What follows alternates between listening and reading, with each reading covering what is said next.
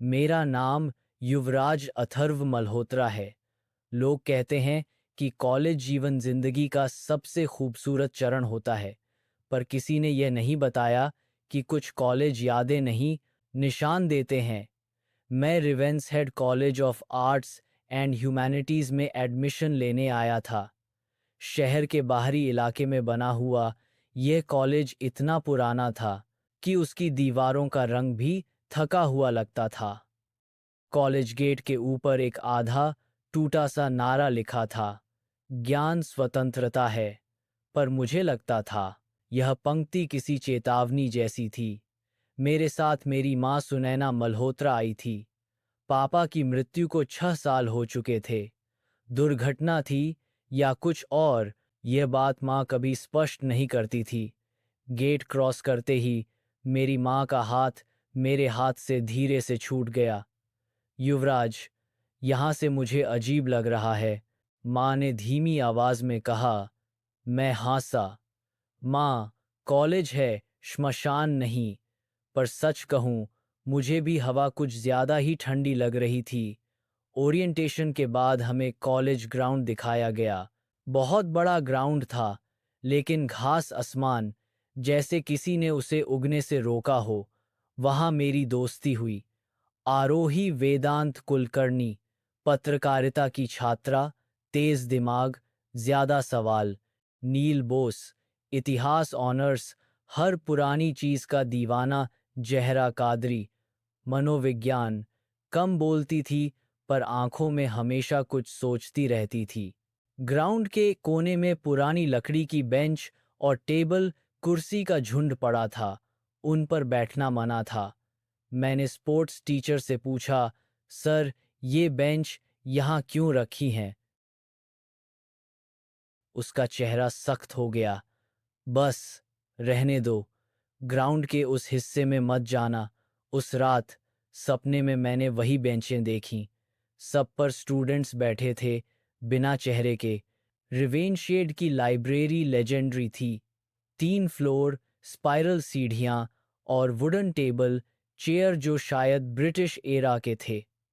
Library in charge का नाम था मिस्टर देवप्रताप रॉयस्टन। उसकी आंखें जैसे नींद से कभी बाहर ही ना आई हों। नील मुझे हिस्ट्री सेक्शन में ले गया। युवराज, यह कॉलेज 1932 में बना था। पहले यह एक रेसिडेंशियल एकेडमी था। मैंने एक पुरानी डायरी उठाई। कवर पर लिखा था, ग्राउंड लॉग, छात्र जो कभी ग्रेजुएटेड नहीं हुए। मेरा हाथ कांप गया। डायरी खोलते ही एक सूखा हुआ फूल गिरा। उसके नीचे लिखा था, जो ग्राउंड के बाद लाइब्रेरी में रुक गया वह घर नहीं लौटा। उसी वक्त लाइब्रेरी के सारे टेबल कुर्सी एक साथ खड़खड़ाए। मिस्टर रॉयस्टन ने जोर से बोला, लाइब्रेरी बैंड। पर घड़ी में सिर्फ 4:17 PM हो रहे थे। उस रात माँ का फोन आया। युवराज, तुझे याद है तेरा पापा का कॉलेज कौन सा था? मैंने कहा, रिवेनशेड। पर आप कहती थी उनका ट्रांसफर हो गया था। फोन के दूसरे साइड पर खामोशी थी। फिर माँ रो पड़ी। उनका ट्रांसफर नहीं हुआ था। वो कभी निकले ही नहीं। मेरा खून जम गया। पापा का नाम था अद्रित मल्होत्रा। नील ने अगले दिन आर्चीव्स में जांच की। एक ब्लैक एंड वाइट फोटो मिली। 1934 बैच, मैदान के बीच खड़े छात्र और एक चेहरा बिल्कुल मेरे जैसा। जहरा ने जिद की कि हम रात को लाइब्रेरी जाएं, मनोविज्ञान के लिए नहीं, सच के लिए। 12:03 AM, लाइब्रेरी का दरवाजा अपने आप खुल गया। सारी टेबल कुर्सी उल्टी पड़ी थीं, किताबें फर्श पर, जैसे किसी ने गुस्से में फेंक दी हों। फिर एक आवाज आई, सीट लो, वरना तुम्हारी जगह कोई और ले लेगा। ग्राउंड के बेंच अब लाइब्रेरी के बीच में थी, और उन पर मेरे पापा बैठे थे। उनकी आंखें काली थीं। युवराज, मैं घर जाना चाहता था। लाइट्स बंद हो गई। सुबह कॉलेज ग्राउंड पर इमरजेंसी मीटिंग थी। मिस्टर रॉयस्टन सच बोल रहा था। हर 20 साल कॉलेज अपना हिस्सा मांगता है। मैदान, पुस्तकालय, टेबल, कुर्सी, सब एक ही अनुष्ठान का हिस्सा थे। छात्र जो अपने परिवार के रहस्यों के साथ यहाँ आते, कॉलेज उन्हें रोक लेता। मुझे चुना गया था। मैंने मैदान के बीच जाकर कहा, बस अब नहीं। पापा का साया मेरे पीछे खड़ा था, पर इस बार उनकी आवाज शांत थी। बेटा, तू रुक मत जाना। मैंने बेंच को आग लगा दी। लाइब्रेरी के शीशे टूट गए। ग्राउंड फट गया।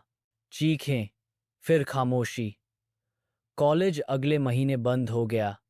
सरकार ने कहा, स्ट्रक्चरल डैमेज। पर कुछ चीजें कभी बंद नहीं होती। आज भी जब मैं किसी लाइब्रेरी में बैठता हूँ, कभी कभी टेबल, कुर्सी अपनी जगह से हल्की सी सरकती हैं, जैसे पूछ रही हो, सीट खाली है। और मैं कभी जवाब नहीं देता। रिवेंशेड कॉलेज आधिकारिक तौर पर सील कर दिया गया था। अखबार में छोटी सी खबर छपी, सुरक्षा चिंताओं के कारण पुराना निजी कॉलेज बंद। बस, ना किसी छात्र का नाम, ना किसी की मौत का जिक्र। जैसे हम कभी थे ही नहीं। मैं घर लौट आया था, पर घर अब घर जैसा नहीं लगता था। रात को नींद आती तो सपनों में कॉलेज ग्राउंड दिखता, पर अब वहां घास नहीं थी, सिर्फ सीधी जमीन, और उसमें गड़े हुए टेबल, कुर्सी। माँ मुझे चुपचाप देखती रहती, जैसे हर बार जब मैं आंख बंद करता हूँ, किसी और दुनिया में चला जाता हूँ। एक रात माँ ने धीरे से कहा, युवराज, अगर तेरा पापा वापस आ जाता, तू खुश होता? मैंने जवाब नहीं दिया, क्योंकि मुझे पता था कुछ चीजें वापस आएं तो सिर्फ तबाही लाती हैं। 3 महीने बाद एक रात 2:11 पर मेरा फोन वाइब्रेट हुआ। स्क्रीन पर नाम था, जहरा कादरी। पर जहरा कॉलेज के बाद कभी मिली ही नहीं थी। मैसेज सिर्फ एक लाइन का था, लाइब्रेरी ने मुझे अपनी जगह दे दी है। मैं कॉल करने ही वाला था, पर कॉल कनेक्ट होने से पहले ही मेरे कमरे का टेबल हिला। मेरी स्टडी टेबल के नीचे चाक से एक नंबर लिखा हुआ था, 417। लाइब्रेरी का वक्त। मैं रिवेंशेड के गेट तक गया। सील लगा हुआ था। दरवाजे के अंदर से आवाज आई, छात्रों के लिए दरवाजा कभी बंद नहीं होता। दरवाजा अपने आप खुल गया। कॉलेज वैसा ही था, पर ज्यादा साफ, जैसे किसी ने सब कुछ यादों से पॉलिश कर दिया हो। ग्राउंड पर कोई घास नहीं, सिर्फ चाक से बने सर्कल्स। हर सर्कल के बीच में एक कुर्सी। कुल 23 कुर्सियां, एक खाली थी। लाइब्रेरी में प्रवेश करते ही मुझे समझ आ गया, यह पहली वाली लाइब्रेरी नहीं थी, यह नीचे जा रही थी।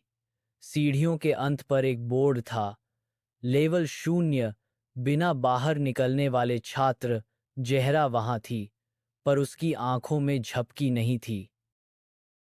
युवराज, उसने मुस्कुराते हुए कहा, यहां सबको फाइनली अपनी सीट मिल जाती है। उसने एक कुर्सी दिखाई, उस पर मेरा नाम लिखा था, Yuvraj A. Malhotra. Final year. मैंने पीछे मुड़ के देखा, मेरे पापा भी वहां थे। इस बार उनकी आवाज गुस्से में थी। मैंने तुझे मना किया था। पापा ने सच बताया। रिवेंशेड कोई कॉलेज नहीं था, यह एक कलेक्टर ऑफ अनफिनिश्ड लाइव्स था। जो छात्र अपने परिवार के रहस्य लेकर आए, अपराधबोध के साथ जी रहे थे, या किसी को छोड़कर भागे थे, कॉलेज उन्हें रोक लेता। पापा माँ को छोड़ के जाना चाहते थे, इसलिए कॉलेज ने उन्हें रोक लिया। और मैं सच जानना चाह रहा था, इसलिए कॉलेज ने मुझे वापस बुलाया। लाइब्रेरी के बीच एक बड़ी मेज थी, उस पर रजिस्टर रखा था। नाम लिखने का नियम सरल था, जो नाम लिखेगा वह बाहर जाने वाले की जगह लेगा। जहरा ने अपना नाम पहले ही लिख दिया था। नील का नाम भी था। मैंने देखा, आरोही का नाम कटा हुआ था, वह बच गई थी। टेबल के नीचे से हाथ निकले, कुर्सियां अपने आप पुल होने लगीं। पापा ने मुझे धक्का दिया। भाग! मैंने रजिस्टर उठा के आग में फेंक दिया। लाइब्रेरी चीखने लगी। ग्राउंड फिर से फट गया। इस बार कुर्सियां टूट गईं। टेबल गिर गया। जहरा चिल्लाई और हवा में घुल गई। पापा मुझे देख के मुस्कुराए। तू रुक नहीं गया, इसीलिए तू जीत गया। आज 2 साल हो चुके हैं। मैं नॉर्मल कॉलेज में हूँ, नॉर्मल लाइफ। हर बार जब कोई लाइब्रेरी 4:17 पर बंद होती है, कोई खाली कुर्सी अपने आप हटती है, या कोई कहता है सीट ले लो, मुझे रिवेंज शेड याद आ जाता है। कल एक नया मैसेज आया, अनजान नंबर से, एडमिशन खुले हैं, लेवल 1 और नीचे मेरी माँ का नाम लिखा था।